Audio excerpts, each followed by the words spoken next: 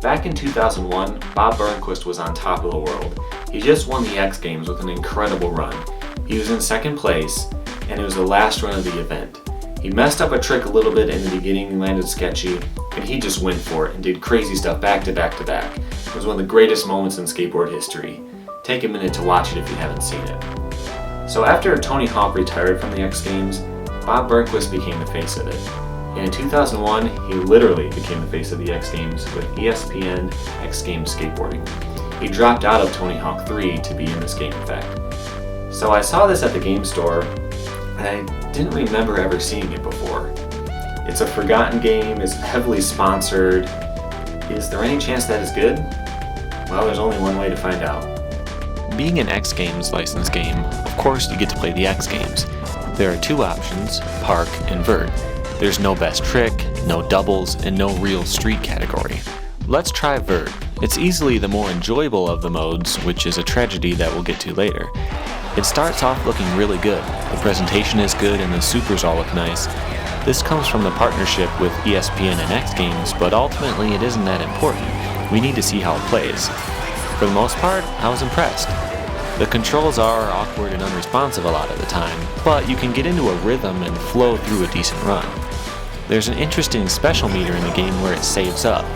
You can either use special tricks as they become available, or you can wait and do a super trick and drain the whole meter. All in all, the system works. There's a risk and reward aspect to the specials because you have to keep an eye on the timer and see if you can afford to wait. That said, it's really easy. This is the first thing I did in the game, even before the tutorial. I got a gold medal in 2 tries. So although this part of the game is good, it doesn't last. The next section is Park Mode. This is where the game starts to take a turn. The first thing I noticed is that there's only one park available, and you never unlock anymore.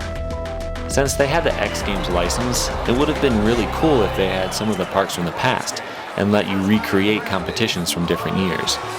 This would have been cool with Vert, but different channels, roll-ins, and extensions don't make a huge difference in a video game. For Street though, anything would have been better than this.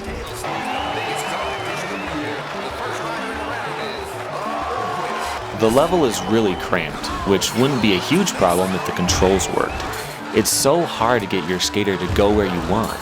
You have to push to control your speed, but it's really hard to slow down and turn accurately. You can power slide to a dead stop, but that wastes too much time. Prepare to run into a bunch of stuff.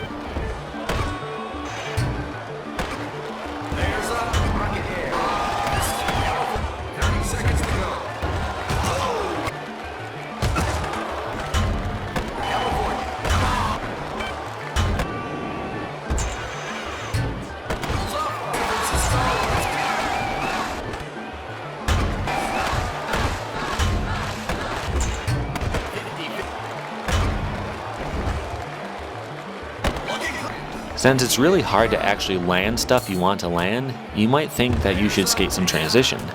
It's a good way to rack up some points, but unfortunately, you're being scored on using the whole park. This mode is honestly really difficult. While I finished Vert in 10 minutes, it took me almost an hour to put together a couple of decent park runs to get the gold. Hey man, we're about to release Tony Hawk's Pro Skater 3. You can compete in competitions and cool skate parks all over the world. Ugh, yeah, I know, but we're just getting started here. The next mode is called Arcade Mode. Have you ever played an arcade game? You try to get a high score, maybe there's a time limit, maybe something exactly like the competitions we just did? Well, you're in for a surprise. The arcade mode is actually the career mode in this game. There is a lot of awkward wording that makes the game difficult to play. 5-0 drive. The next major one is in the challenges, licenses from the first level, which is make 6 combos. If you speak English at all, your first thought will be that you have to land or make 6 different combos. But no matter how many I did, it wasn't working. For some reason, it wasn't counting my combos. Well, it turns out, what you're actually supposed to do is land a combo with 6 tricks in it. And you do the exact same thing in the next stage. Then 8 for the next couple. Then 10, then 12. The game is extremely uncreative with the challenges. You collect a thing, find an X Games emblem, get a score, get checkpoints, and do combos. Every time. And the combos get extremely difficult because manuals don't work and your balance stat never increases. But wait! You can solve balance problems with one weird trick. Take those new smooth bearings and chuck them. Dig around your dirty, broken skateboard parts box and pick the rustiest, grossest bearings you can find. Pop them in and you won't believe what happens next. The worse your bearings are, the better your balance is. This drives me crazy.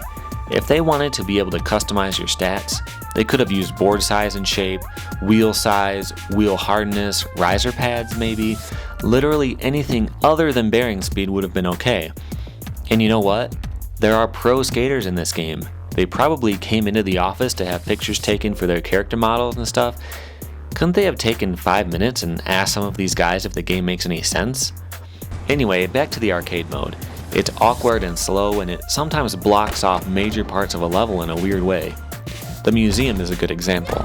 It's got an incredibly precise grind that's almost impossible when fighting with the camera, but you miss out on half the level if you don't do it.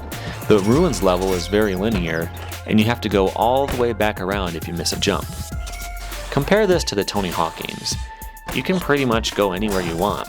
There are different ways to get places, and secret areas are actually bonuses, not just parts of the level that are annoying to get to. Hey dude, I see you skating a cruise ship. You want to try mine out? Yeah, I would, but I have to polish off this turd first.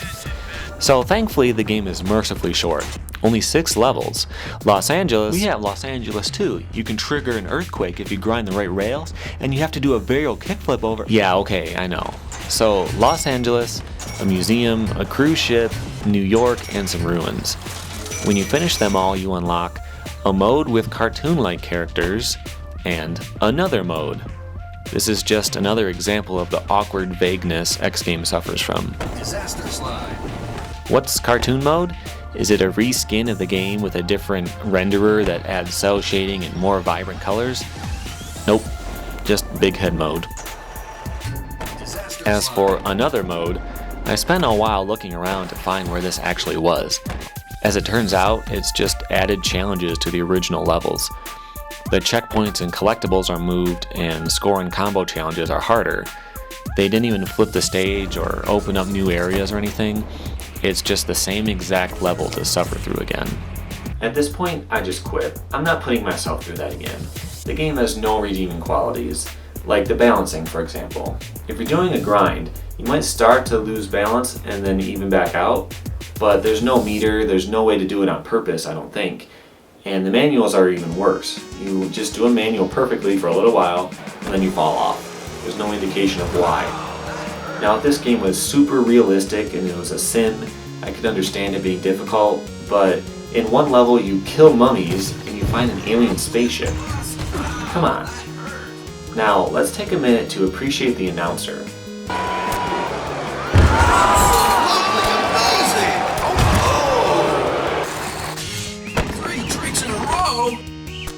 Whoa! Instant, sir. That's impossible! Oh my gosh! That was nice! Oh my gosh! That was sick! Wow, that hurt! Grab technique! Looking clean! I guess appreciate is the wrong word. Of course, using the wrong word is exactly what this game does best. So, does ESPN X Games Skateboarding have any redeeming qualities? For the game itself, no, it's garbage. But the pseudo-sequel, Evolution Skateboarding, is actually not bad. I mean, it is a B-list skateboarding game, but they fixed a lot of the control issues and they added some flavor to the game. Like, there are boss fights in it. There's a giant semi-truck on the loose and you have to do grinds on it in order to stop it. Or you have to free captives from a weird Castlevania dungeon. It's pretty interesting. I'll probably take a closer look at it later. But Bob Burnquist does not return for this game. You saw how the last one turned out? And he jumped ship back to the Tony Hawk series. Good move for him, and probably a good move for you too. If you're like me and you've played every skateboarding game and you're just dying to try a few more, maybe it's worth a couple dollars, but probably not. Well, that's all for this time. What game should I cover next? Let me know in the comments.